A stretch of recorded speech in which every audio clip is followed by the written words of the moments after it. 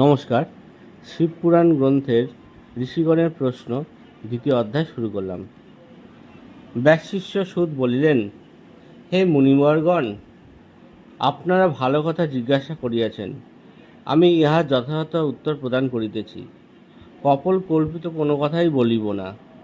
এখন আপনারা আমার নিকটে যেরূপ জিজ্ঞাসা করিতেছেন, পূর্বে স্বয়ং নারদ শিবতত্ত্ব জিজ্ঞাসু হইয়া পিতা পরমাত্মা ব্রহ্মার নিকট এই কথা জিজ্ঞাসা করেন। হে বিপ্রগণ, কোন সময় মুনিশ্রেষ্ঠ নারদ ভূমণ্ডল পর্যটন করিত বহুতর শিবলিঙ্গ দর্শন করিয়া তাহাদিগকে পূজা ও প্রণাম করিলেন।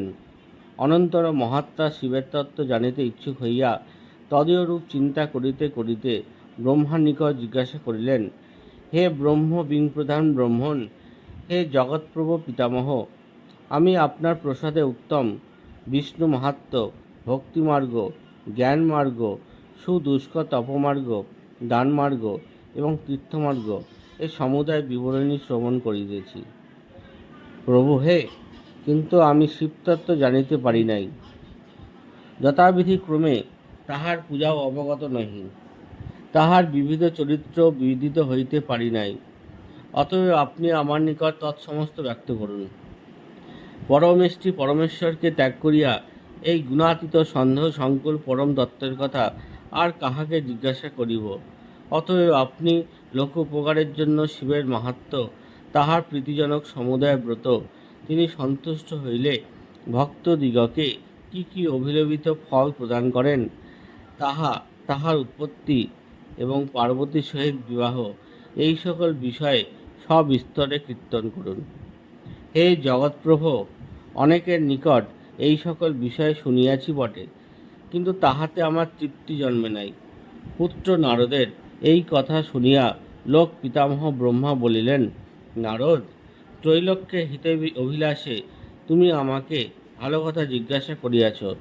এই বিষয়ে শুনিলে সকল লোকেরই সমুদায় পাপ বিনষ্ট হয়।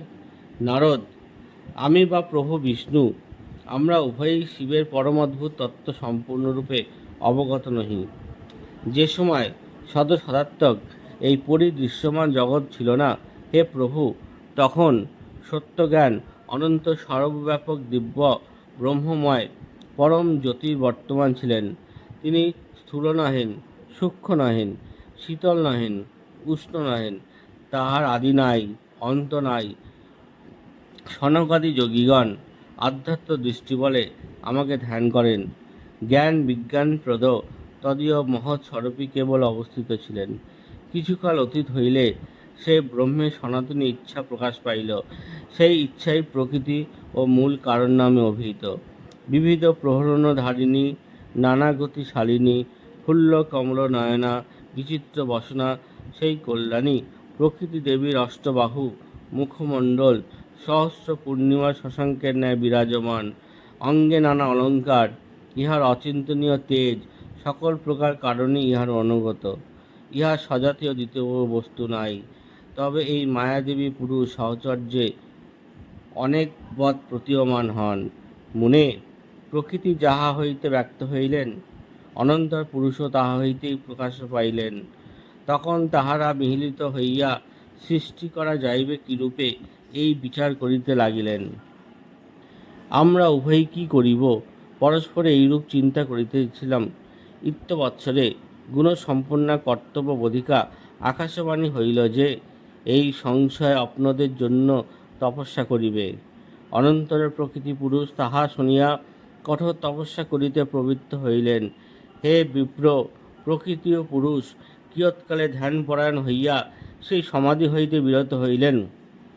মুনে, তাহারা ধ্যান বিরত হইয়া আমরা কত তপস্যা করিলাম ভাবিয়া এবং অঙ্গ হইতে বিপুল জলধারা নির্গত হইল দেখিয়া বিস্মিত হইলেন। সকল বস্তুই সেই জলরাশি দ্বারা ব্যাপ্ত হইল।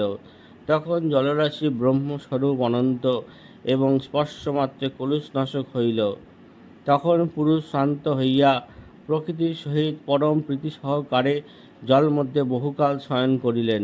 মুনে, এই জন্য সেই মহাত্মা পুরুষের নাম নারায়ণ ও প্রকৃতির নাম নারায়ণী সর্বসম্মত হইল। তখন প্রকৃতি পুরুষ ব্যতীত আর কিছুই ছিল না। ব্রহ্মণ ইচ্ছবৎসরে সেই মহাত্মা পুরুষের সহকারিতায় কতিপয় পদার্থ উৎপন্ন হইল।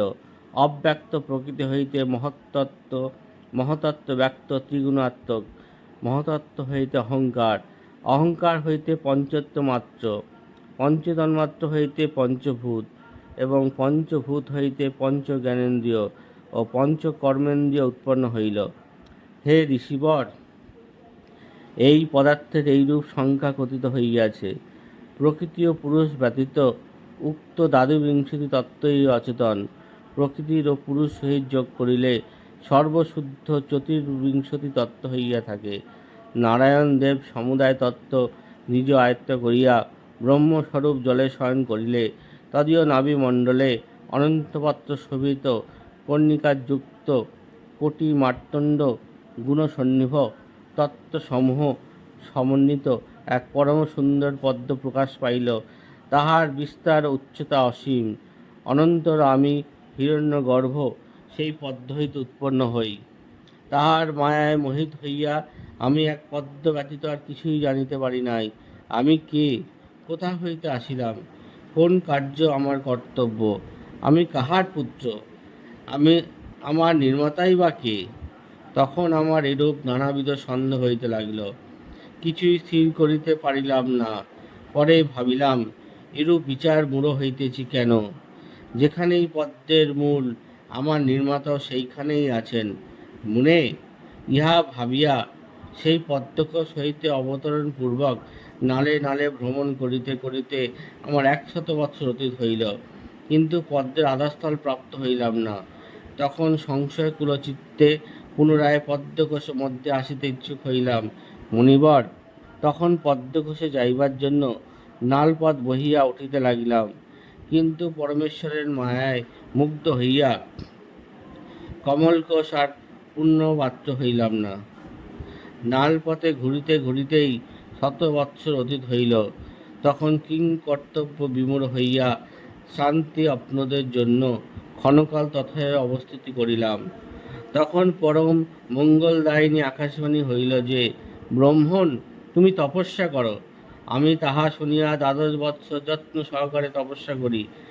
মুনিবর, তখন শঙ্খচক্র গদা পদ্মধারী চতুর্ভুজ পীতাম্বর সুলোচন নবঘন শ্যামল প্রসন্নমুখ কমল মুকুটাদি ভূষণে ভূষিত কোটি কর্দব কমনীয় পরম মঙ্গলময় প্রকৃতি সম্ভূত ভগবান বিষ্ণু আমার প্রতি অনুগ্রহ করিয়া পরম সন্তোষ সহকারে আমার সম্মুখে আবির্ভূত হইয়াছেন দেখিলাম। সেই সুন্দররূপ দর্শনে আমি অত্যন্ত বিস্ময়ান্বিত হইলাম। যিনি শুক্র কৃষ্ণ সুবর্ণবর্ণ এবং নির্গুণ, যিনি কালস্বরূপ, সেই সদাত্মা সদাত্মক মহাবাহু নারায়ণ এই রূপে আমার সম্মুখে প্রাদুর্ভূত হইয়াছেন দেখিয়া আমি আনন্দিত হইলাম। তখন আমি তদীয় মায়া প্রভাবে মোহিত হইয়া সেই সনাতন দেবকে হস্ত দ্বারা উত্তোলনপূর্বক সক্রোধে বলিলাম, বলো, তুমি কে? পরে ঈষৎ মুগ্ধভাবে বলিলাম, হে সুব্রত, ভগবান কি প্রবুদ্ধ হইয়াছেন? বলো। ভগবান বিষ্ণু আমার এই কথা শ্রবণে আমি তোমাকে নির্মাণ করিয়াছি। এরূপ অভিমানসূচক উত্তর না দিয়া নাম নির্দেশপূর্বক আমাকে বলিলেন, হে সুব্রত, পরম বিষ্ণু সত্যগুণ দ্বারা তোমাকে নির্মাণ করিয়াছেন। বৎস, তোমার মঙ্গল হোক। আমি সত্য বলিতেছি, তুমি ইহা স্থির বলিয়া জানো। মুনিবর, আমার হৃদয়ে তদীয় মায়ায় মোহিত ছিল। সুতরাং তাহার সেই স্মৃত বাক্য শ্রবণে আমি পুনরায় ভৎসনা করিয়া সেই সৃষ্টি সংহার পালককে বলিলাম, আমাকে যে বড় বৎস বলিয়া রাখিতেছ, হে অনগ। তিনি তখন গুরুর ন্যায় ঈষৎ হাস্য করিয়া শিষ্যের ন্যায় আমাকে বলিতে লাগিলেন, বিরিঞ্চে, সনাতন অনাদি বিশ্ববীজ বিশ্বাত্মা বিশ্বম্ভর বিধাতা জগৎকর্তা সাক্ষাৎ প্রকৃতির প্রবর্তক পুণ্ডরীকাক্ষ বিষ্ণুকে মহাবাসে এরূপ বলিতেছেন কেন? সত্যের উত্তর দাও। আরও বলিলেন, দেখো, আমি জগতের হত্যাকর্তা বিধাতা। আমারই অক্ষয় অবয় হইতে তুমি উৎপন্ন হইয়াছ। পরমাত্মা পুরুষ জগৎকর্তা বিশ্ববীজ অব্যয় ঈশ্বর অনাময় জগন্নাথ সর্বব্যাপী প্রভু নারায়ণকে কিনা তুমি বিস্মিত হইয়াছ? ইহাতে তোমার অপরাধ নাই। আমার মায়া প্রভাবেই এরূপ ঘটিয়াছে।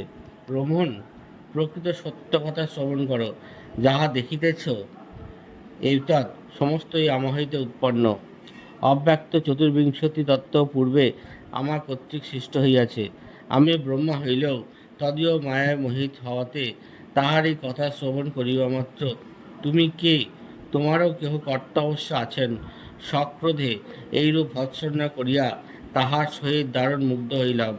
আমাদিগের উভয়ের বিবাদ শান্তি ও জ্ঞানোদয়ের জন্য আমাদিগের মধ্যে স্থলে সহস্র সহস্র জ্বালামালা সংকুল কালানল সন্নিভ একটি অদ্ভুত জ্যোতির্ময় লিঙ্গ উদ্ভূত হইলেন।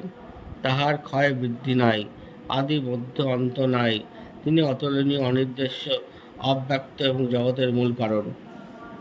ভগবান বিষ্ণু সেই লিঙ্গের সহস্র সহস্র শিখা জালে বিমোহিত হইয়া বিমূঢ়চিত্ত আমাকে বলিলেন, এখন আর স্পর্ধা করিতেছ কেন? তৃতীয় ব্যক্তি এখানে আসিয়া উপস্থিত। আমাদিগের যুদ্ধ এখন থাক। এই অনল সন্নিভ লিঙ্গ কোথা হইতে আবির্ভূত হইল, এখন আমরা উভয়েই তাহাই স্থির করি। হে বিধাত, তুমি হংসস্বরূপ ধারণ করো তো, বায়ুবেগে সযত্নে সত্তর ঊর্ধ্বে গমন করো। আমি বরাহ মূর্তি ধারণ করিয়া অধোদেশে গমন করি। বিশ্বআত্মা বিষ্ণু এই কথা বলিয়া কথিত রূপ ধারণ করিলেন। আমিও পক্ষ সংযুক্ত সুন্দর হংসরূপ ধারণ করিলাম। তৎপতি লোকে আমাকে বিরাট হংস বলিয়া থাকে।